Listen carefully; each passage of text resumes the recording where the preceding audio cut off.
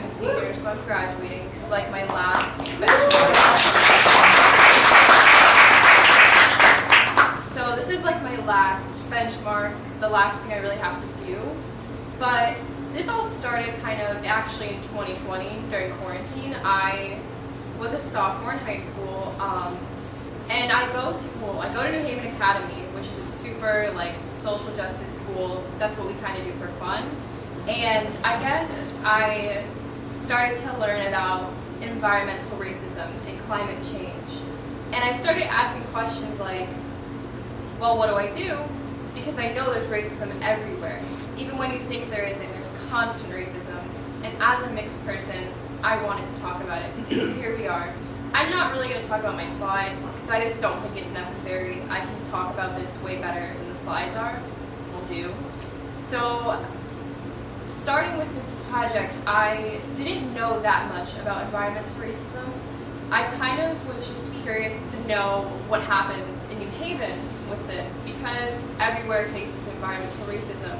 So I'm from New Haven, I've grown up here my entire life, and I just kind of was like, I'm going to see where this is a problem in New Haven. So I did some research, and in my neighborhood, I live near a lighthouse, so to give that some context, we actually have a couple different sources of pollution, but the one I'm really going to talk about is actually the power plant in New Haven. I'm sure it's somewhere in there, but basically this power plant, which is the East Shore Water Abatement Treatment Facility, which is also a water treatment place, they actually pollute New Haven. And I didn't think about this until I started looking into it, but I realized that every year there's some kind of sewage leak, and I didn't understand why. It seemed like the problem was not getting solved at all. So what I ended up looking into was, first, where is it, which I knew where it was, and it's actually in the lower income section of my neighborhood, which is also full of people of color, especially black people.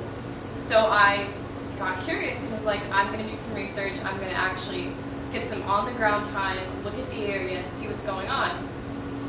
And I found out that this center has a problem with leaks every single year, as I said, and they leak into the Mill River, Lighthouse Beach, eventually into Long Island Sound. And I knew this just wasn't good because a lot of people in New Haven actually fish off the piers to get their food, but it was constantly being polluted and nobody talked about it. So I'm going to read two excerpts from this article, and I think these are good excerpts because they're very powerful. So, while the term environmental racism is relatively new, the concept isn't. Due to redlining in the 1930s, many neighborhoods across the country were affected by pollution. Due to these neighborhoods being strategically located near factories and highways, urban communities are still affected by redlining, even though it was initially outlawed in 1968, but further outlawed in 1977. Now, for those of you who don't know, redlining, it was basically a strategy to keep poor people of color in the same areas, but also these areas were not good areas. They had terrible soil or not enough greenery. It still exists today. You can see it in New Haven. And my second excerpt is, the East Shore Pollution Abatement Facility promises to include any device, equipment, there's a big word I don't know how to say, it's an A word, I'm not going to try to say it, plant facility and method for receiving, collecting, transporting, reducing, treating, reclaiming, disposing, separating, or discharging sewage or the residue from the treatment of sewage.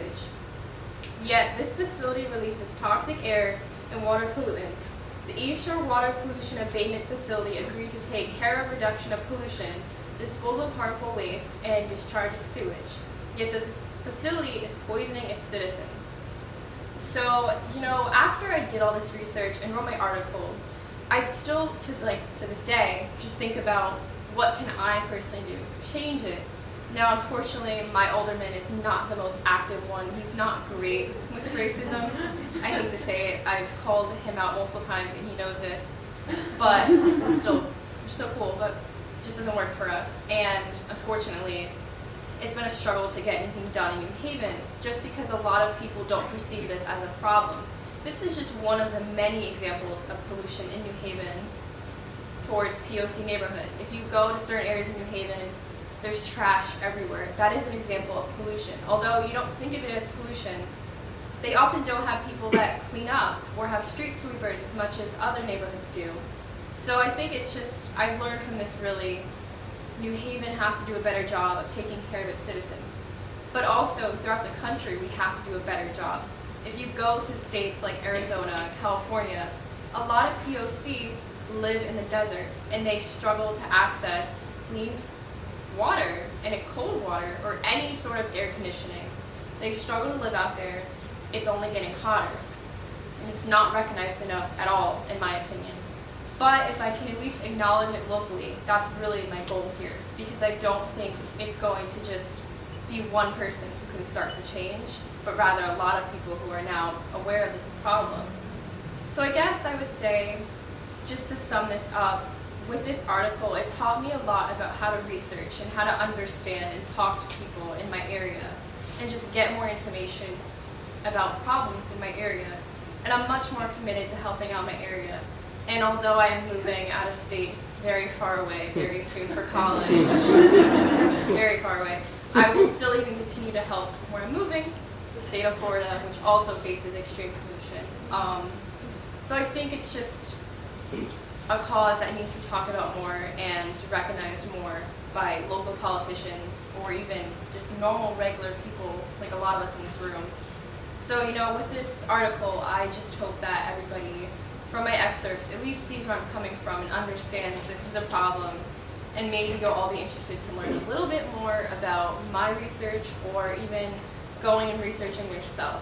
So I do want to thank everyone here, and thank you guys for listening.